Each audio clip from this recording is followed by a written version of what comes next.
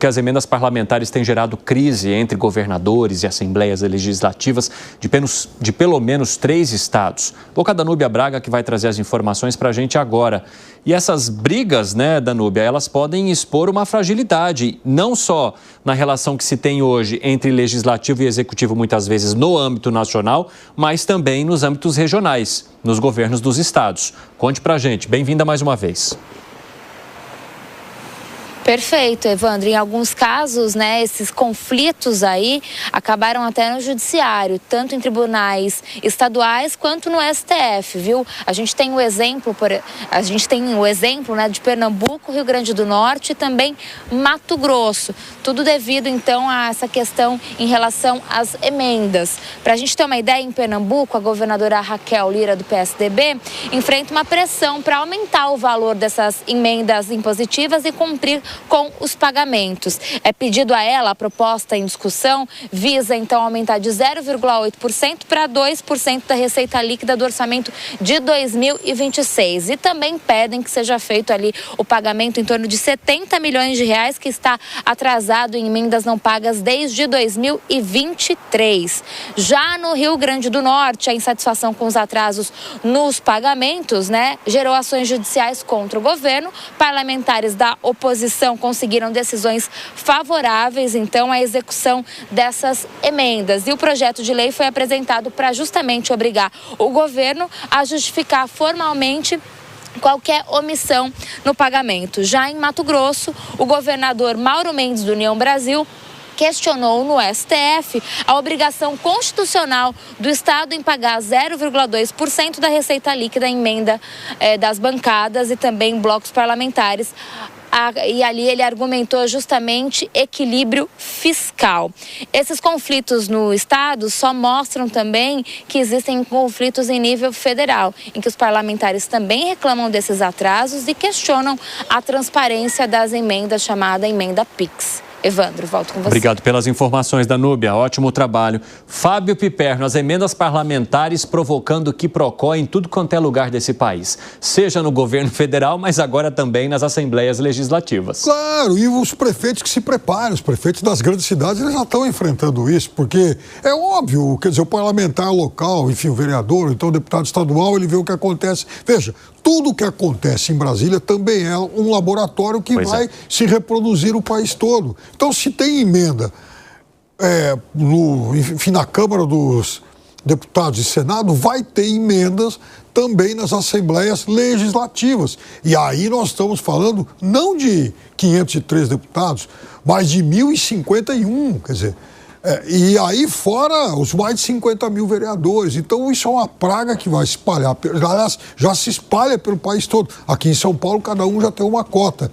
E mais, além disso dificultar a vida de governadores e prefeitos, tem uma outra questão que a gente falou rapidamente na sexta-feira e eu já vi um cálculo aí no final de semana.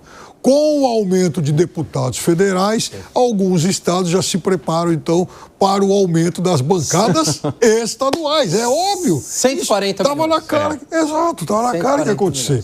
Só que aí que está o negócio. 140 milhões... No total. E a maior parte é estadual. Exatamente. A maior parte vem do... Estadual. Só que, imagina, aí já vi um outro cálculo perverso, que é o seguinte, então o bolo das emendas está lá e tal, hoje dividido por 500 e pouco, né? Só que agora eles já estão trabalhando numa forma de ampliar essa bocada, essa participação dos deputados e senadores, porque com mais deputados, se o bolo for do mesmo tamanho, cada um vai ter uma mordidinha menor. Então eles não querem perder nada. Olha o tamanho, olha só a confusão em cascata que isso vai gerar. José Maria Trindade, vou até pegar o exemplo de Pernambuco, né, com a governadora Raquel Lira, porque há uma reclamação na Assembleia Legislativa de que ela não está liberando os recursos da maneira como foi combinado. Então, os parlamentares começam a ficar aflitos porque fazem as suas negociações de obras, etc., com as cidades. Aí, os valores empenhados não são distribuídos. E, segundo o governo do estado de Pernambuco, para uma organização orçamentária, para que se mantenha o equilíbrio orçamentário. Só que tudo aquilo que o governo precisa aprovar para caminhar está atrelado à liberação da emenda parlamentar. Então, tudo fica suspenso. sejam as aprovações necessárias, sejam as negociações que foram feitas entre deputados estaduais e as cidades que eles representam. A linguagem que os políticos conheciam, né? Toda essa de distribuição de dinheiro, distribuição de recursos, e há ainda uma centralização muito forte dos governos, né? Do governo federal, dos governos estaduais e dos municipais.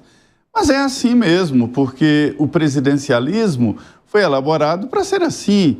O Congresso, a Câmara Distrital aqui, assembleias e câmaras de vereadores não podem executar o orçamento como está acontecendo agora. Tem havido críticas de todos os lados, inclusive do Supremo Tribunal Federal. Como que a Assembleia Legislativa vai fazer o orçamento, executar o orçamento e fiscalizar o orçamento? Quer dizer, ou você está dentro ou fora do ônibus, você não pode estar em dois lugares ao mesmo tempo, ou seja, os deputados não podem lidar com execução parlamentares, execução de orçamento. Isso é uma aberração. É isso que está acontecendo. E o que está acontecendo? O Congresso fortaleceu, e lá atrás a gente falava de partidos políticos, as frentes parlamentares é que tomaram esse poder, inclusive na distribuição. Está avançando sobre a distribuição das emendas parlamentares. Nesse caso aí de Pernambuco, a Raquel está enfrentando dificuldades políticas muito fortes, e o Pedro lá no calcanhar dela, o prefeito de Recife, que está crescendo muito, e ela enfrentando dificuldades políticas por ali. Então, aí a tentativa é resolver através de verbas. Não é só de verbas, né? Mas é um novo desafio agora do presidente negociar com um Congresso forte assim e os governadores nas assembleias. Fala, Segré. Eu confesso que a expectativa que eu sempre tive da política era trabalhar para o povo, como representantes do povo, no caso federal, deputados, representantes dos estados, senadores, e aí vai diminuindo para assembleias legislativas dos estados e Câmara de Vereadores junto com os prefeitos.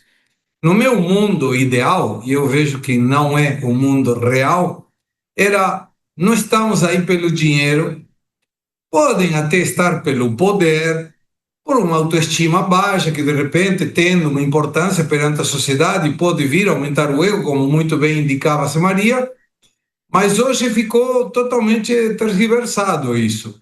Quanto dinheiro eu vou dispor, e se é para mim, melhor. E se sobra alguma coisa para o povo, então, bora.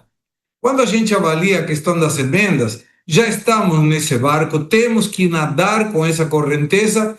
Mas qual seria a dificuldade de colocar quem mandou e para que motivo? Quando isso não se cumpre, é que o motivo não está claro, quem mandou não quer aparecer e quem recebeu também não quer aparecer. Isso é corrupção. A gente pode dar um monte de voltas, podemos trocar os nomes, fazer o que quisermos. Mas no caso federal estamos falando de 55 bilhões. É um pouquinho menos que toda essa maracutaia que está aparecendo no INSS, mas mesmo assim é um monte de dinheiro. Então, temos que voltar um pouquinho para trás. Não pode sair de emenda se não identifica quem, para quem e por quê, qual foi o motivo. Isso na federal, isso na estadual, isso mesmo nas cidades. E a partir de aí, qualquer coisa tem que ser com um objetivo claro. Por exemplo, de que serve mandar para fazer um poliesportivo quando a cidade já tem? Isso não é claro. Isso certamente mostra que tem corrupção no meio. Até o dia que o corrupto vai na prisão e continue na prisão, não que possa sair por uma questão processual, nós teremos que continuar com essa realidade. Ou seja, meu Brasil ideal está longe ainda e cada dia mais, lamentavelmente, de ser o Brasil real. Arremate, Gani. Olha só, Evandro, as emendas parlamentares, primeiro falando no nível federal, elas têm alguns problemas, né? A primeira, eu não sou contra a emenda, o problema é a falta de transparência das emendas, como essas emendas são utilizadas. Segundo, a falta de critério, né? Por que para uma cidade, não por que para outra, por que para aquele hospital, por que para aquela creche, qual é o critério técnico na utilização da emenda? Terceiro é o volume. O número é muito exagerado em relação a outros países. O Brasil é disparado o que mais utiliza emendas. Agora, tudo bem, se o volume fosse grande, mas houvesse transparência e critério, não seria um grande problema. O problema é que o volume é imenso, sem critério, sem transparência, o que evidentemente abre espaço para um questionamento em relação à corrupção. E a emenda virou também uma forma do parlamentar se reeleger. É claro, né? Porque se ele tem muita emenda, ele destina lá para determinados redutos eleitorais e acaba capitalizando votos, né? Então, virou também um instrumento de reeleição por parte do parlamentar. E o triste nessa história, Evandro, é que esse modelo vai sendo replicado, entre aspas, vai criando uma jurisprudência para governos estaduais e municipais. Por isso que eu defendo aqui sempre a redução do tamanho do Estado. Ou seja, o único jeito da gente combater esse patrimonialismo, esse excesso de recursos na mão, né, de políticos, de burocratas e menos para a população e um mau uso dos recursos públicos é o quê? Menos Estado. Por isso que eu e o Piperno aqui defendemos o liberalismo clássico. Não! Só isso.